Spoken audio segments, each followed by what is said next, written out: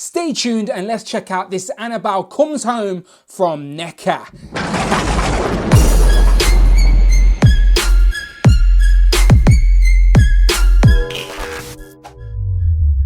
Hello and welcome back to the channel, Dan Who Reviews. As always, my name is Dan W. Make sure you are following me on Instagram at It's Dan Who. And today we have something a little bit different and a little bit creepy. As in front of me, we have the brand new Annabelle from NECA Toys. Now, if you are a fan of the Conjuring movie franchise, you're going to know all about this creepy possessed doll. But what I really like about it is that even though it's from the film, it is actually based on a real life Raggedy Ann doll that was apparently possessed and tormented its owners. So if you're into any of that creepy supernatural stuff, then treat yourself. Go down some YouTube rabbit holes and learn about the Warrens and all their investigations. And there's actual footage of this old Raggedy Ann doll in a museum online. But this is of course the movie version where she's a porcelain doll, just to make her that little bit more creepy. So NECA have given us her in this creepy box, which I'm even scared to open a little bit.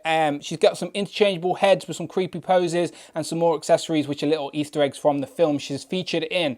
Promo shot there, and then some more promo pictures on the side, very creepy. And again, more promo pictures on the back showing off poses from the movie. So yeah, I'm definitely gonna open this one up and creep my missus out. I've not even told her I've got it, so I'm gonna just hide it around my house and leave the case open and freak her out. But I'm gonna add it to my horror section, but I thought I'm gonna open this up, so I may as well do it with you guys on camera. So let's tempt fate, shall we? And let's get Annabelle open. So here we have Annabelle open, and of course, just to be safe, I've put her straight into the case. And to be fair to NECA, she was very well packaged, so she was posed well, but once you remove all that packaging, you can sort of pose her how you want. So she comes with 2 interchangeable heads, which we will take a look at, and then I said accessories, but they're really just pack-ins. I think that's a sticker that actually goes on the case, and again, this sticker is based off the actual sticker on the actual Annabelle case in the Warren Museum,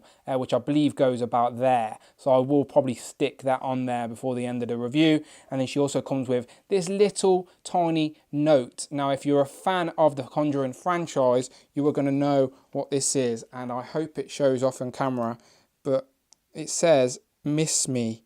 And that is because Annabelle would leave little notes around in the Conjuring films. It's a trait that she picked up from one of the girls that she possessed. But it's a nice little pack-in, but it's tiny. But yeah, you get a "miss me" note. And of course, I don't know if you've seen this properly, but I'll zoom in real quick. Positively, warning, positively, do not open.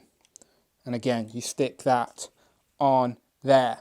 So, of course, the case does open, and it seems to have like a devil tarot card on the front there. The case, let's tempt fate and open her up. And she comes out, and she has her own little chair as well. So that is the chair. Nice little scale chair. I'm guessing you could use this for other things if you wanted to. But yeah, nicely done. Just one solid plastic piece. And then Annabelle herself, she does actually have some articulation. So if I move the case out of the way for a sec, and we'll have a look at Annabelle. So her dress bottom piece is fabric. The top piece is all plastic from the waistband up. And she's got articulation at the shoulder and then articulation at the elbow, but it's just a single joint. And then there does seem to be a hinge in the wrist as well. So you've got a little bit of articulation there. And then, of course, the head, as all creepy dolls should, will go all the way around. And lots of motion in the head. And then the legs, just a single joint on the knee like that. So you can get a pose with a knee on the chair. And then on the bottom of the skirt is got a bit of like bendy wire. So I'm guessing you could pose that how you wanted to, or flatten it out or flare it out, however you wanted to pose that. But again, she will sit on the chair as she should. Zoom back out. Not a problem. So you don't even have to have her in the case if you don't want to. But of course, it's for our own protection. So let's zoom in, check out that head again, and we'll try these 2 interchangeable faces. So taking a closer look at the first head, this is the one that's actually on the figure when you take it out the box. And I really do like the paintwork on this. Very creepy. Those big, wide, doll-like eyes with her rosy cheeks, that little sinister grin. She looks sweet and innocent, to be fair, in this particular pose. And I like the sculpting, enough detail in the hair as well, so you can see the braids with the little bows. And yeah, as I said, lots of articulation as well in the head, so you can get her in those creepy doll-like poses with a pivoting head or twisted head, whatever you want to do. But yeah, this is her normal face. Now this one is a little bit more creepy. The eyes are all pointing to one side. It looks like she's got a cracked eye, and there's actually scratches and blood on her cheek, and even her chin's got a little dink in it as well. And her eyebrows are raised. And yeah, this time she's definitely planning something evil. She's got her eyes on you, but the hair obviously is just the same, but that facial expression is a little bit more evil. Now this one is a little bit more evil as well, but it's without the cracked eye, and she's looking forward. So this is like wide-eyed, eyebrows raised. It seems like an even eviler grin, but if you compare it to the first one, side by side, you can see that the first one's a lot happier and a bit more innocent, and then this one, her pupils and her eyes are a lot more wider. And yeah, definitely like she's got her eyes on you now, and then you throw her on the floor, and then she's all cracked up and she's still looking at you. So yeah, the head sculpts are all different enough facial expressions, I think, to justify. And yeah, depending on how you want to pose, can be very creepy. So here's Annabelle lying on the floor. She's left her little note, and as you can see, I've left the door open and she's fell out of her case. I've put the sticker on.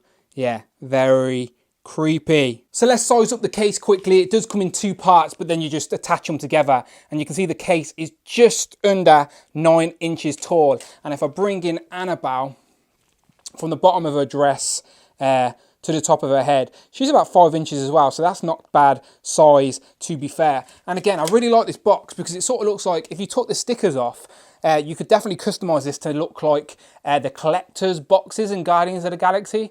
So it may be an expensive way to do it, but if you get a couple of these painted up on the display and put different things in it, the collector could definitely have a little museum of himself.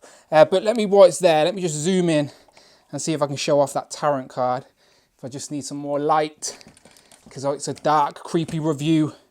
There you go. I definitely think this is something from the actual Annabelle case in real life as well. But yeah, very creepy. And as you can see, the handle, you can get a little hold of it. It looks like it's a key in there, but it will open, and it closes as well.